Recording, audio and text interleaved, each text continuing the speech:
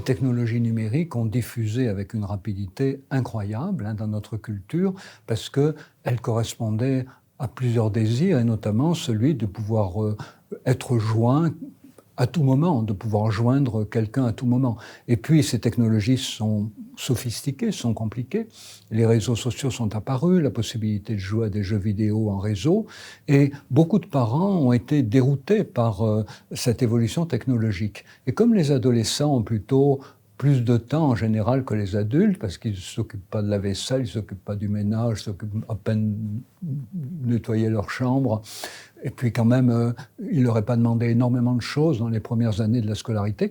Donc du coup, les adolescents ont pris beaucoup d'avance sur les adultes, ou tout au moins les adultes l'ont cru. Parce que comme les adolescents étaient beaucoup sur leurs outils numériques, beaucoup d'adultes se sont dit, eh ben, ils sont nés avec, et donc ils savent les utiliser. C'était le mythe des digital natives, nés avec les technologies digitales. Il y a eu des études qui ont montré que c'était complètement idiot. Et on sait aujourd'hui qu'il y a des jeunes qui sont très occupés avec leurs outils numériques. Mais ils y font toujours la même chose, ils tournent en rond, leur activité est constamment répétitive, ils perdent leur temps, ils ont l'impression que leur vie est toujours remplie, alors qu'en fait, ils n'ont au bout du compte affaire qu'à du vide. Et donc, c'est d'abord très important que les parents comprennent que ce n'est pas parce que leur ado est tout le temps sur leurs outils digitaux qu'ils savent s'en servir. Ils ont besoin qu'on leur explique des choses. Alors, les parents ne sont peut-être pas les mieux placés, mais il peut y avoir dans d'autres structures, notamment dans la structure scolaire, des personnes qui expliquent aux jeunes eh bien, comment explorer toutes les possibilités offertes aujourd'hui par les technologies numériques, comment apprendre à se méfier de tous les pièges tendus par les technologies numériques, parce que plus les algorithmes font des progrès, plus les pièges deviennent sophistiqués, invisibles, et pourtant de plus en plus redoutables dans la manière dont ils dirigent nos pensées, nos comportements.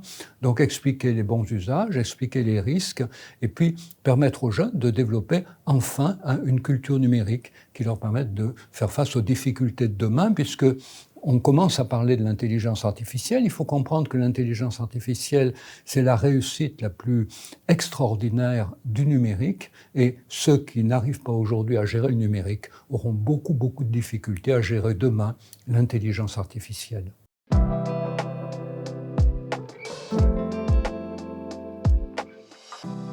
Quand on pense aux outils numériques, on a souvent la représentation d'une personne isolée dans son coin. Alors ça, c'était vrai au début, avant l'ouverture d'Internet. Les premiers ordinateurs, c'est vrai que quand on jouait à un jeu vidéo, on y jouait tout seul. Mais depuis le milieu des années 2000, avec le développement des réseaux sociaux, énormément de gens interagissent via Internet. Et à travers Internet, comme on l'a vu pendant le Covid, on peut rester en contact avec des personnes qui nous sont chères, on peut approfondir des amitiés, on peut même construire des projets ensemble. Le problème, c'est que la communication via Internet est une source de quiproquos permanent. Pourquoi ? Parce que quand vous communiquez via Internet, vous n'arrivez pas à avoir en temps réel, comme on dit aujourd'hui, une représentation de la manière dont votre interlocuteur reçoit ce que vous lui dites. C'est-à-dire que si je parle à quelqu'un, si je vous parle à vous par exemple, eh bien je vois à votre visage que soit vous hochez la tête, soit vous avez un petit mouvement d'étonnement, soit votre regard me dit que vous me suivez, soit votre regard me dit que vous ne me suivez pas. Et tout ça, c'est ce qui permet aux humains, depuis les origines de l'humanité, de réguler leur communication. Et donc du coup, il est très important d'alterner les communications en présence physique et les communications à travers les outils numériques.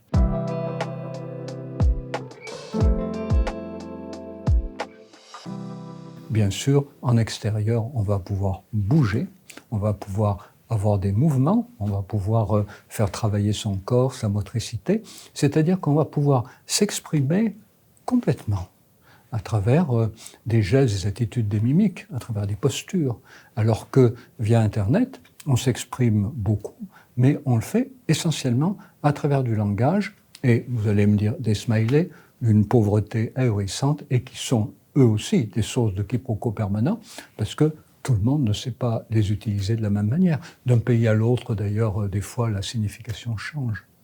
Donc voilà, du coup, c'est très important de créer des espaces dans lesquels toutes les catégories d'âge puissent avoir des activités alternatives à ce qui se passe avec les écrans.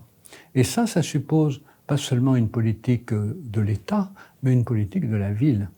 Et en France, je me bats pour que le week-end, le samedi et le dimanche, toutes les cours de récréation et tous les gymnases des écoles soient ouverts à la population et mis sous la responsabilité d'associations familiales.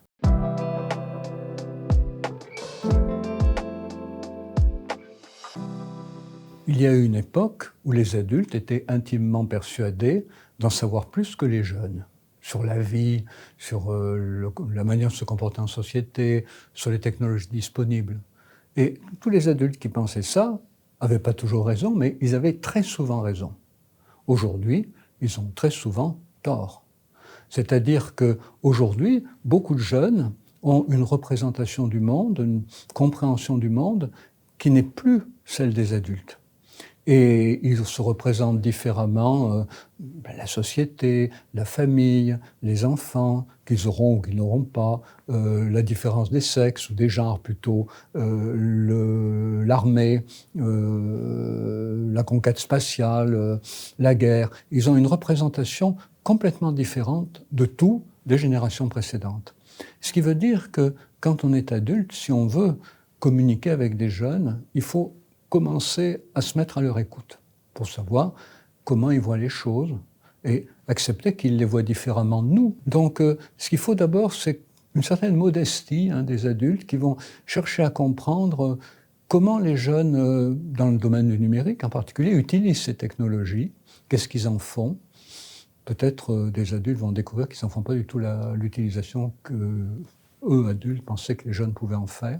Ça dépend des quartiers, ça dépend du milieu social, ça dépend du genre. Donc, l'adulte qui commence à s'occuper de groupes d'enfants n'arrive pas du tout comme quelqu'un qui serait libre de ce qu'il fait. Il doit tenir compte du fait que le simple fait d'arriver fait qu'on lui fait endosser un rôle d'emmerdeur, de quelqu'un qui va rabâcher les règles, qui va rappeler « il faut pas, il faut pas ».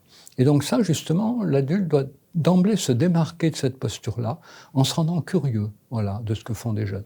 Est-ce que vous jouez aux jeux vidéo? À quel jeu vous jouez? Oh, les jeunes vont rigoler. Oh, vous jouez pas, vous? Ben si, peut-être que si quand même. Puis c'est bien d'ailleurs quand on est adulte de jouer un peu, au moins pour avoir cette amorce-là avec des jeunes, de pouvoir dire, sans mentir dans les yeux, oui, je joue un peu, pas autant que vous, mais un petit peu à quelques jeux. Ben, ils vont vous dire à quel jeu vous jouez, parce que vous allez voir qu'ils vont douter. Vous leur dites et puis vous discutez. Et là, ils deviennent réceptifs à ce que vous pouvez leur dire. Et puis, bien sûr, ce qu'il va falloir faire, c'est les inviter à travailler ensemble.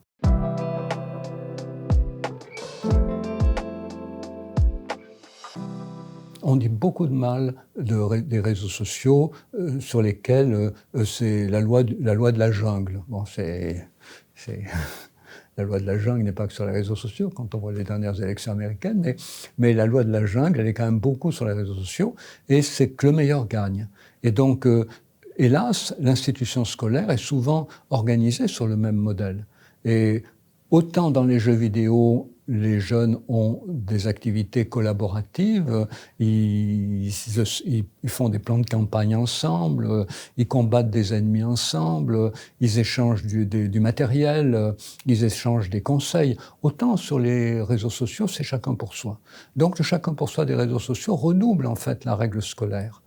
Moi je dis toujours, réseaux sociaux, établissements scolaires, même combat. C'est-à-dire que le meilleur gagne. Heureusement, il y a les jeux vidéo. Et donc, c'est ça que j'abordais les choses par les jeux vidéo. Et donc, il va falloir inviter les jeunes à construire une autre forme d'attitude entre eux que celle qui prévaut dans le cadre scolaire, c'est-à-dire encourager beaucoup plus le travail collaboratif, le tutorat entre élèves, pour mettre ces compétences au service d'un projet.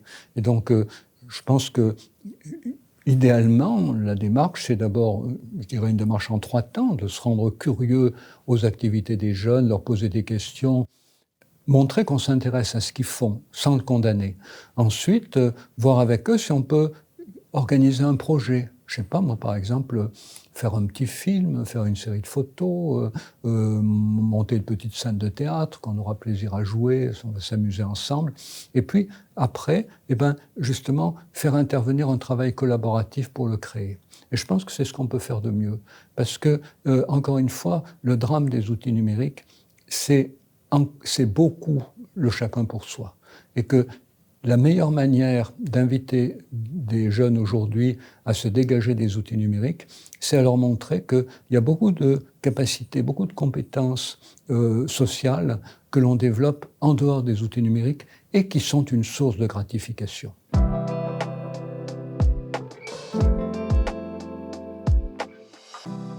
Il y a beaucoup de parents qui sont complètement déroutés quand ils assistent au comportement de leurs enfants, de leurs préados, de leurs ados avec les écrans. D'autant plus que dès qu'ils cherchent à comprendre, les enfants ne répondent pas à leurs questions, ils répondent à côté. Et dès qu'un enfant a une tablette et qu'un parent se rapproche pour voir qu'est-ce que l'enfant fait avec, l'enfant va la plaquer contre sa poitrine pour éviter que le parent voit ce qu'il est en train de faire. Et les parents se demandent souvent si c'est parce que l'enfant consulterait des choses qui ne sont pas de son âge, des choses interdites, ou bien si c'est tout simplement parce qu'il a envie de garder son intimité. Et du coup, les parents ne savent pas quoi faire. Et du coup, eh bien, il y a des personnes qui font de la prévention des écrans un business. C'est-à-dire qui font monter la température, qui stressent encore plus les parents de manière à vendre encore plus de livres en disant tout va mal, vos enfants sont perdus, ils vont devenir idiots, ils vont devenir crétins, lisez mon livre et vous saurez comment faire pour les sauver de cet enfer qui s'annonce pour eux. Et donc du coup, cette surenchère rend beaucoup de parents encore plus anxieux et chacun sait bien que quand on est très anxieux, on a de la difficulté à prendre des décisions, l'anxiété finalement est contre-productive. Des parents peuvent se mettre à engueuler leur enfant et leur enfant cachera encore plus à ses parents ce qu'il est en train de faire. Donc, qui peut nous sortir de cette spirale infernale de surenchère démagogique autour des dangers des écrans ? Eh bien, les pouvoirs publics. Parce que les pouvoirs publics, en donnant un message clair, en fournissant des messages clairs, vont donner aux parents des repères. Et les parents vont pouvoir s'appuyer sur ces messages des pouvoirs publics pour dire à leurs enfants, ben oui, on sait bien, tu ne penses pas comme ce qu'on te dit, mais tu vois, on n'est pas tout seul à le penser. C'est pas parce qu'on est tes parents et que tu nous fais moyennement confiance dans les conseils qu'on peut te donner, qu'on te les donne. C'est parce que le conseil vient d'en haut. Et si le conseil vient des pouvoirs publics, parce que les pouvoirs publics ont réuni des experts et que ces experts ont fourni un avis que les pouvoirs publics suivent et que nous, en tant que parents, nous suivons à notre tour. Et que tu le veuilles ou pas, on suit ces directives parce qu'elles nous semblent bien argumentées et on leur fait confiance. Voilà. Et donc, vous voyez, il n'y a que les pouvoirs publics qui puissent sortir les parents de cette spirale démagogique dans laquelle dont ils sont souvent victimes de la part de battleurs, d'ayatollahs anti-écran qui mélangent tout et qui nous promettent l'apocalypse déjà depuis quelques années.